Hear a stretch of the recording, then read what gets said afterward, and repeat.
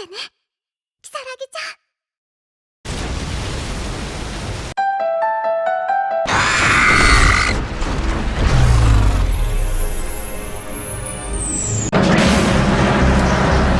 야, 이 개새!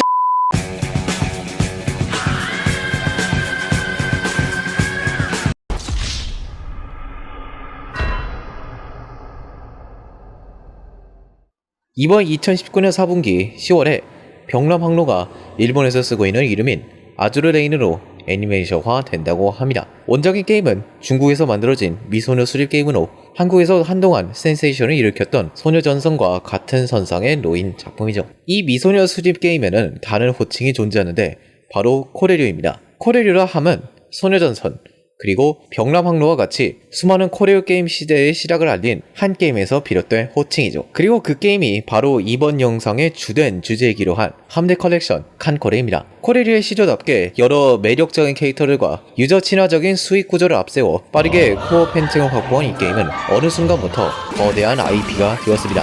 한국에서는 이 과정에서 우익 논란으로 진통을 겪고 있기도 하죠. 시간이 지나고 2015년에 칸코레는 TV 애니메이션화 됩니다. 새롭다면 새롭고 당연하다면 당연한 도전이었다 할 수 있겠습니다. 결론부터 말씀드리겠습니다. 이 게임을 토대로 나온 애니메이션은 말 그대로 잡탕입니다. 기획은 방대하기만 하지 작품성에 대한 고려가 조금도 보이질 않는 모든 요소가 자연스럽게 섞이질 못하고 따로 떨어진 끔찍한 혼적입니다. 누가 이런 괴물을 만들었단 말이구나. 모든 부분이 처참하게 망가져 있다면 차라리 다행이겠죠. 한 장면 한 장면 떼어내서 바라보면 괜찮은 것을 넘어 꽤 만족스러운 장면도 존재한다는 괴상한 아쉬움이 작품 전체를 맴돌고 있습니다. 칸코레라는 거대한 틀에서 비롯된 병람항로가 곧 애니메이션화되는 이 시점에 제가 이렇게만 안 하면 된다는 의미로 가져온 반면 교사를 지금부터 살펴보는 시간을 가져보도록 하겠습니다. 이 칸코레라는 게임의 프로듀서이자 애니메이션의 스토리 원안을 맡은 다나카 켄스케는 과도함을 넘어서 병적으로 주인공인 후부키를 편애하는 것으로 유명합니다. 당연하게도 이 작품의 주인공은 후부키이고 이 작품의 전체적인 방향성은 후부키의 성장에 있죠. 그런데 여기서부터 작품 곳곳에 균열이 나기 시작합니다. 다나카 켄스케 aka 다나카스가 지어낸 스토리는 후부키에만 정신이 쏠려있기 때문입니다. 후부키의 주변 인물은 모두 후부키의 성장을 위해 소모된다는 느낌이 강합니다. 덕분에 작품 내내 캐릭터가 상당히 많이 나오기는 하지만 캐릭터 하나하나에 관한 이야기를 제대로 하지 못하고 있습니다. 후부키와의 상호작용을 위해 원작에서의 약간 촐싹대는 말괄량의 기질을 개조해 마음이 여리면서도 착실한 아이로 만들어진 무스키를 제외하면 캐릭터에 몰입할 구석이 희박합니다. 아예 없는 건 아니지만 이마저로 결국 후부키의 성장을 위해서 자기적으로 만들어진 이야기라는 인상이 강합니다. 그럼 주인공인 후부키의 이야기는 잘 만들어졌느냐 하면 이마저도 고개를 갸웃거릴 수밖에 없습니다. 일단 성장물이라 함은 노력하는 과정과 그 결과도 중요하지만 제일 중요한 것은 그 동기에 대한 묘사라 생각합니다. 지금부터는 나의 히어로 아카데미아에 대한 가벼운 스포일러가 포함되어 있습니다. 이를 원치 않으시는 분들은 지금 표시해드리는 시간대로 넘어가시면 됩니다. 자, 여기 한 소년이 있습니다. 지상 최강의 히어로를 동경하고 있고 그 최강의 히어로와 같이 멋진 히어로가 되어 사람들을 지키고 싶다는 것이 소년의 꿈이지만 그에게는 다른 사람들이 일반적으로 가지고 있으며 히어로의 필수 조건 중 하나인 초능력, 개성이 없습니다. 諦めた方がいいね. 이미 일반적인 개념이 되어버린 개성이 자신에게는 없다는 사실은 소녀를 열등감에 몰아넣었지만 그럼에도 소녀는 히어로가 되겠다는 그 꿈을 포기하지 않습니다. 그러던 어느 날 평소 자신을 괴롭히던 일진이 위기에 처하자 소녀는 망설임 없이 그를 구하러 갑니다.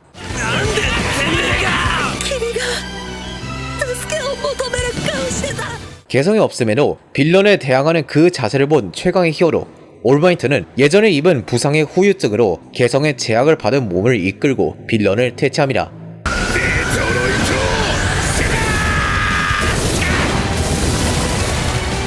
그리고 올마이트는 그의 후계자로 소년 미도리아 이즈쿠를 선택하고 그의 개성인 원포를 물려주면서 나의 히어로 아카데미아의 이야기가 본격적으로 시작되죠. 애초에 소년 만화형 성장물이라는 게 대체로 유사할 수밖에 없는 구조이긴 하지만 후부키와 미도리아의 이야기는 꽤 비슷하죠. 후부키는 아카기를 동경하고 미도리아는 올마이트를 동경합니다. 자신이 동경하는 위치에 서기 위해서 후부키와 미도리아는 노력을 게을리하지 않습니다. 자신의 무능함 때문에 열등감에 휘말리기도 합니다. 그 어떤 역경이 닥치더라도 후부키도 미도리아도 결국에는 일어섭니다. 물론 후부키는 미도리아처럼 힘을 물려받았거나 그러진 않았지만요. 자, 공통점이 정말 많은 이야기죠. 그런데 왜 이리로 달라 보이는 걸까요? 왜 한쪽은 소년 만화 중에서도 상당한 수작으로 꼽히고 다른 한쪽은 저 세상에서 건너온 망작 취급을 받는가? 후부키에게는 동기가 부족하다는 것이 작품을 유사 성장물로 만들어버리는 주된 이유라 할 수 있습니다. 아카기를 동경하는 이유는 아카기같이 강해져서 사람들을 지키고 싶다는 것이죠.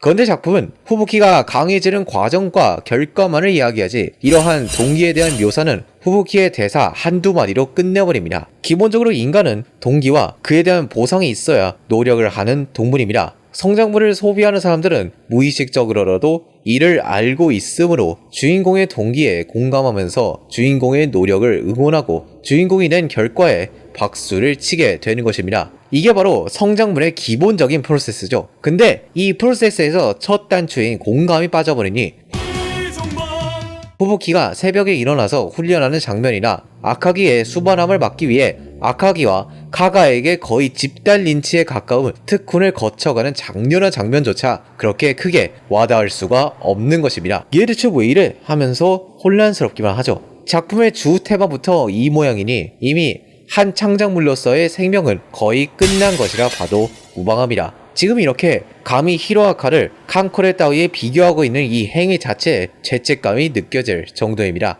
하지만 매우 유감스럽게도 이는 아직 수박 겉핥기에 불과하고 영상 내내 언급될 겁니다. 이 성장물 문제는 작품 전체를 아우르는 문제이기 때문이죠. 저는 선언에서 한 장면 한 장면 떼어내서 바라보면 괜찮은 것을 넘어 꽤 만족스러운 장면도 존재한다는 괴상한 아쉬움이 작품 전체를 맴돌고 있다고 말씀드릴 바 있습니다. 맞습니다. 사실 원작을 플레이해본 입장에서 보면 정말 만족스러운 부분이 몇 있습니다. 첫째로 원작 게임의 요소들과 스토리가 없다는 원작의 특성으로 인해 2차 창작에서 만들어진 칸무스들의 각종 설정을 적절하게 섞어냈다는 것을 들 수 있습니다. 아주 얄미울 정도로 잘 처먹는 아카기. 원작 게임에서 칸무스를 수리하는 행위를 보고 목욕을 하는 것으로 비유하고는 했는데 그것을 정말로 받아들여 또 그가 온천탕으로 묘사되었고 그 끔찍하게 긴 시간과 이를 단숨에 해결해주는 자원인 고속수복제의 등장, 키타가미와 키타가미 바라기 오이의 백합 콩트, 애니 자체가 엉망이라 다 허사가 되어버렸고 심지어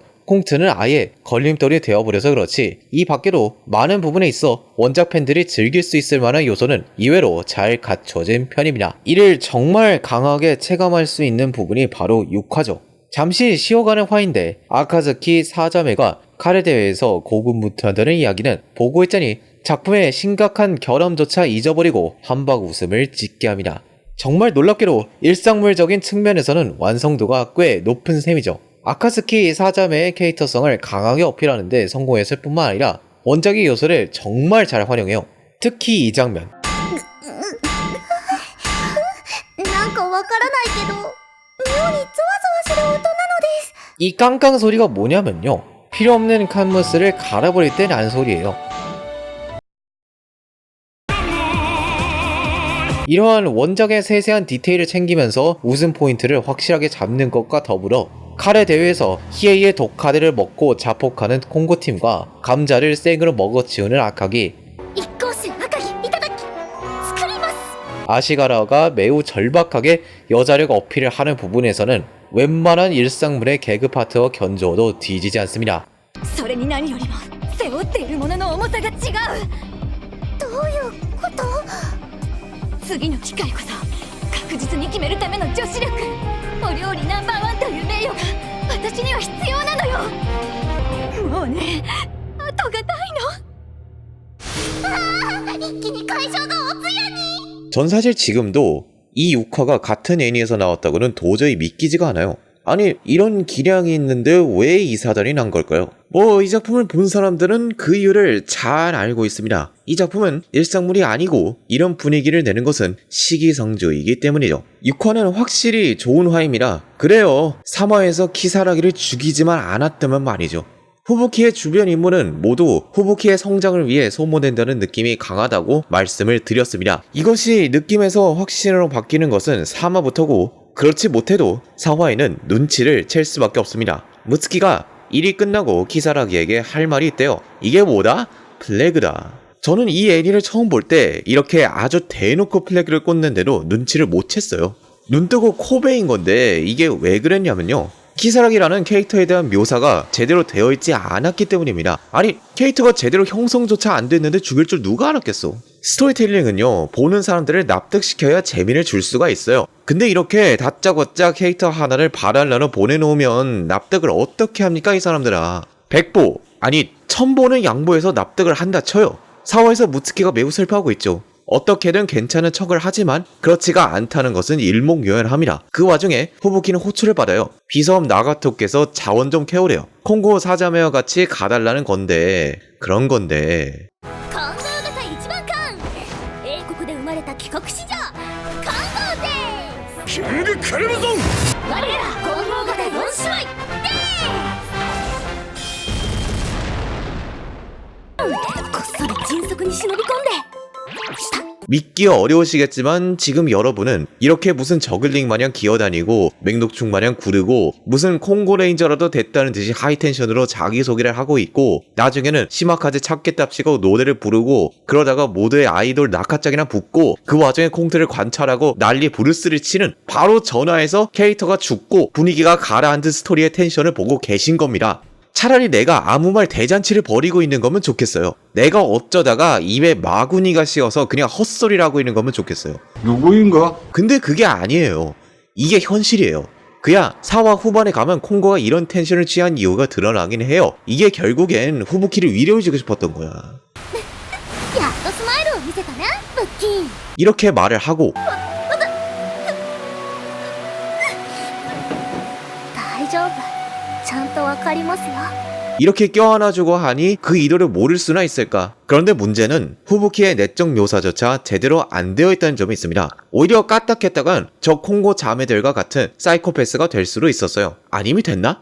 콩고를 동경하는 듯한 이 장면, 과연 슬퍼하는 사람이 취할 스탠스일까요? 애초에 키사랑이가 죽어서 제일 슬픈 게 누굴까요? 그야 후부키로 유다치로 슬프겠지. 친구가 죽었고 무엇보다 무츠키가 저렇게 침울해 보이는데 무츠키가 저렇게 침울해 보이는데 왜 무츠키의 이야기를 안 할까요? 그냥 4화 막바지에 후부키가 와서 무츠키 안아주고 둘 다 울고 이걸로 퉁쳐버리는데 대체 왜 이러는 걸까요? 이 플롯은요 명백히 무츠키의 내적 성장을 위한 발판이에요. 그걸 다른 캐릭터가 밟았다는 겁니다. 다시 말하면 후부키의 내적 성장을 그린 거예요. 무츠키는 그냥 덤이고. 성장물이 주인공의 성장을 그린다고 주인공에만 몰빵하는 건 대체 무슨 경우입니까? 캐릭터의 비중을 좀 맞추셔야죠. 이 왜곡된 편에는 결국 작품을 성장물로 만들다가 시리어스물로 만들다가 일상물로 만들며 작품의 방향성을 망치고 그로 인해 뒤죽박죽이 되어버린 감정선은 시청자로 하여금 혼란스럽게 만듭니다. 미쳤다. 모두가 다 미쳤다. We are all crazy boy. 물론 작품의 전체적인 지향점은 결국 성장물이지만 이 칸코레라는 애니메이션이 성장물로서 얼마나 부적격한가는 이미 수없이 말씀드렸죠. 거기다 이 이후로도 다나카스의 폭거는 계속되는데